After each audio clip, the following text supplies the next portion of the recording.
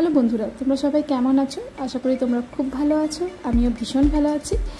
আজকে যে কাজটা আমি দেখাচ্ছি সেটা খুব সহজে আমরা কিভাবে যে কোনো কাঁচের বোতলকে ডেকোরেট করতে পারি। এটাতে আমি যদিও বিয়ারের বোতল নিয়েছি, বা আমাদের যদি তোমরা চাও সসের বোতল তোমরা নিতে পারো, বা যে কোনো তোমরা কাঁচের বোতল ইউজ করতে পারো। তো এখানে দেখো, প্রথমে আমি নিয়ে নিয়েছি ওয়ালপুট্টি, তার মধ্যে একটু জল দিয়ে আঠা দিয়ে ভালো করে খুব যেমন বেসন আমরা ফেনাই ঠিক সেরকমভাবে ওরকম করে পরে আমি গোটা বোতলে আগে ভালো করে মাখিয়ে দিয়েছি, এবং সেটা ভালোভাবে শুকিয়ে যাওয়ার পরে আমি একটা প্রিন্ট আউট বের করে নিয়েছি। সেটা একটা বাঘের ছবি। যারা আঁকা করতে খুব পারো না, বা আঁকা হয়তো ভাববে যে এত কঠিন জিনিসটা আমি করতে চাই, সুন্দর করতে সাজাতে চাই, কিন্তু অথচ আমি যেহেতু ড্রয়িং জানি না সেহেতু আমি এটা করতে পারবো না। তার জন্য এটা সবথেকে সহজ পদ্ধতি। তোমরা এভাবে 10 টাকা খুব জোর কালারিং প্রিন্ট আউটের দাম নেয়। তোমরা এরকম দোকান থেকে, আমি যেমন কোলাজ করে নিই, 5-6টা একসাথে কোলাজ করে আমি প্রিন্ট আউট বের করি, তাতে আমি অনেকগুলো ছবি একসাথে পেয়ে যাই। তোমরা চাইলে সেরকম করে নিতে পারো। তো তারপরে দেখো, এখানে আমি একটা বাঘের ছবি প্রিন্ট আউট বের করে নিয়েছি, ভালো করে এটা চিটিয়ে দিয়েছি। হ্যাঁ, অবশ্যই এখানে আমি একটা আঠা তৈরি করেছি, সেটা ফেভিকল আর জল মিশিয়ে দিয়েছি। জলটা যেন খুব বেশি না পাতলা হয়ে যায়, তাহলে কিন্তু চিটবে না ঠিক করে। এখানে আমি ইউজ করেছি এক্সেল। ডিম ভাজার পরে ডিমটাকে খুব ভালো করে, যে খোসাটা থাকে ডিমে, সেটা ভালো করে ধুয়ে নেবে, এবং ধুয়ে নিয়ে ভালো করে রোদে দিয়ে শুকিয়ে নেবে, যাতে কী হয় ডিমের যে একটা আষ্টানি গন্ধ থাকে সেটা একেবারেই চলে যায়। আমি এইভাবে দেখো, ডিম ভাজার পরে কিছু কখনো কখনো যখন ভাবি যে কাজ করবো, তো এরকম ডিমের খোসাগুলো রেখে দিই এবং রোদে ভালো করে ধুয়ে সেটা শুকিয়ে নিই, তাতে কোনো গন্ধ থাকে না, কিন্তু একটা 3D এফেক্ট আসে।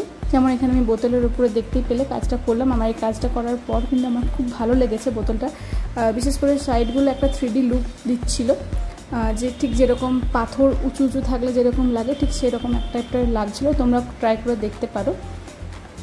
তারপরে দেখো, নিজেদের মনের মতো কালার করতে হবে। হ্যাঁ, কালার করার সময় এটা অন্তত মনে রাখতে হবে যে আমার ছবির সাথে যেন পুরোপুরি ম্যাচ করে, আর যে কাগজটা চেটানো হয়েছিল সেই কাগজটা যেন একেবারেই দেখা না যায়, এটা কিন্তু লক্ষ্য রাখতে হবে। তবেই একদম মনে হবে যে এটা একদম হাতে আঁকা, নয়তো বোঝা যাবে যে কাগজ চেটানো হয়েছে।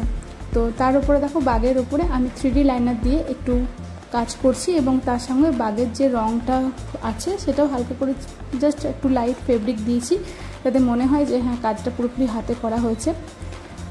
এইভাবে আমি পুরো আঁকাটা দেখো কমপ্লিট করে নিয়েছি। এরপর আমি জলের পোর্শনটা করব। এখানে দেখো, আমি ব্যাকগ্রাউন্ডটাও চেষ্টা করছি যাতে একদম মিশে যায়, নিজের মতো একটা ব্যাকগ্রাউন্ড দিয়েছি।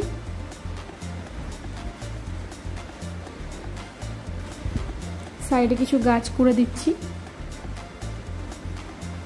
একটু জঙ্গল জঙ্গল যাতে দেখতে লাগে এই টাইপসের কিছু কাজটা করার চেষ্টা করেছি। আর সামনেটা জল রাখার চেষ্টা করেছি, তো সামনেটা আমাকে জলের লুকটা পুরোপুরি নিয়ে আসতে হবে। এই সমস্ত যে প্রিন্ট আউট বের করে ছবি চিটেই যে কাজ করা হবে, সেটাতে শুধু এইটুকুই মাথায় রাখতে হবে যেন আমাদের রঙটাতে আমাদের পুরো আঁকাটাকে ফুটিয়ে তোলা হবে, তাহলেই দেখবে এইসব আঁকা এমনি খুব সহজেই করা যাবে।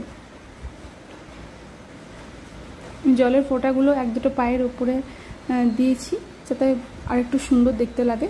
তারপরে আমি এখানে বার্নিশ অ্যাপ্লাই করেছি। বাস, আমার দেখো কমপ্লিট হয়ে গেছে পুরোটা। কেমন হয়েছে অতি অবশ্যই কমেন্টে জানিও, আর তোমরা অতি অবশ্যই ট্রাই করে আমাকে জানিও যে তোমাদের কতটা সহজ লেগেছে বা কঠিন লেগেছে। যে যা কিছুভাবে শেয়ার করো, আমি নিশ্চয়ই কমেন্টের মাধ্যমে তোমাদেরকে বলার চেষ্টা করব। যদি ভালো লাগে তো প্লিজ লাইক করে দিও, পাশে থেকো, চ্যানেলটাকে সাবস্ক্রাইব করে রেখো। আজকের মতো টাটা, আবার নেক্সট ভিডিও নিয়ে আসছি খুব তাড়াতাড়ি।